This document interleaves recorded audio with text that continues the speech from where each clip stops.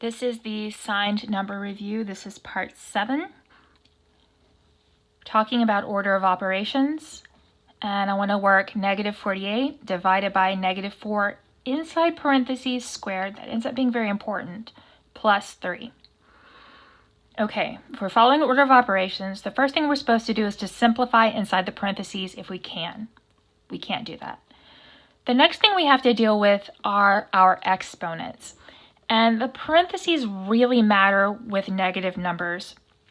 And that's because if I wrote negative 4 squared without parentheses versus negative 4 squared, I get something different. And I'm off the screen and I apologize for that. If I enter your calculators, these scientific calculators, they help out a whole lot. If I enter negative 4 squared, my square button is right here. My general power button is right here. So if I wanted to raise it to the 3rd or 4th power, I would hit this one. But if I just hit square here, it's going to tell me my answer is negative 16. But if I use parentheses, which are right here, which is exactly how it's written in the problem, if I open parentheses, hit in the negative 4, close parentheses, and then hit square, I get positive 16. I wish I could tell you why this is, but there's not really a why. This is notation. Somebody made this decision, decided what it meant, and we are stuck with it. I wish I could give you some great explanation. There's just not one. Somebody made it so, and we're stuck. Okay? Most all scientific calculators now have order of operations built into them. So you can enter things exactly as they are, but you have to be really careful that you have all the parentheses in the right spots, that you have all the negatives in the right spot. Everything has to be perfect or the calculator will lead you wrong. It will only calculate what you tell it to. And if you make a mistake on entry, then it's going to cause the whole thing to blow up. I recommend working these in steps a lot of times simply because it is so easy to make a tiny little mistake on your calculator. But what we have here is we have the negative 4 inside parentheses squared, and our calculator told us that that one was positive 16.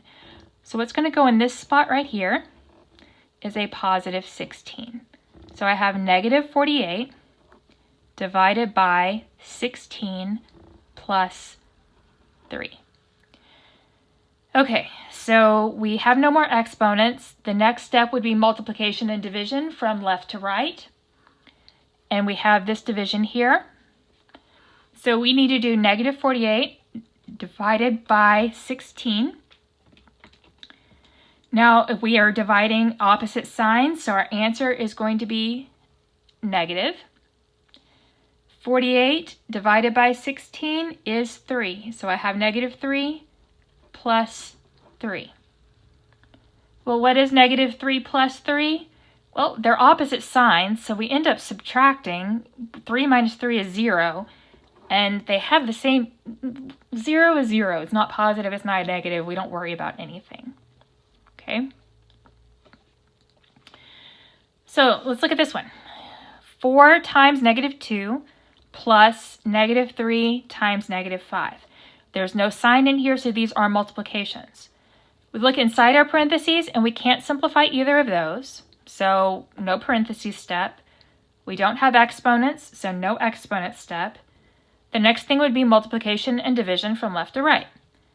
I have 4 times negative 2, opposite signs, so it's negative. 4 times 2 is 8. Plus, because I can't do addition yet, I have to keep doing the multiplications I have. Negative 3 times negative 5, they have the same sign, so multiplying 2 negatives gives a positive. 3 times 5 is 15. Okay, so now all we have left is the addition. We have opposite signs, so we subtract absolute values. The absolute values would be 8 and 15. 15 minus 8 is 7. 15 was a larger absolute value, and it was positive, so our answer is positive. This problem is very similar. We have a multiplication here, here, and here, and a subtraction and an addition here. This one had just 2 bits that we are ending up adding together. This we have 3, but it's the same. I simplify inside the parentheses if I can, and there's nothing to do here. We have no exponents, so I need to do my multiplications from left to right. 9 times 3, they're both positives, so that's 27.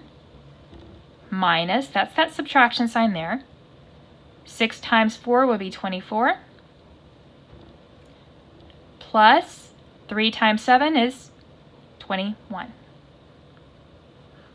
Now we can think of this as it looks like a normal subtraction. As long as it appears to be in what we would consider a normal order, think of it just as subtraction. You don't have to go through the whole plus and negative 24 bit unless you really want to. 27 minus 24 would be a positive 3. Plus 21. 3 plus 21 is 24.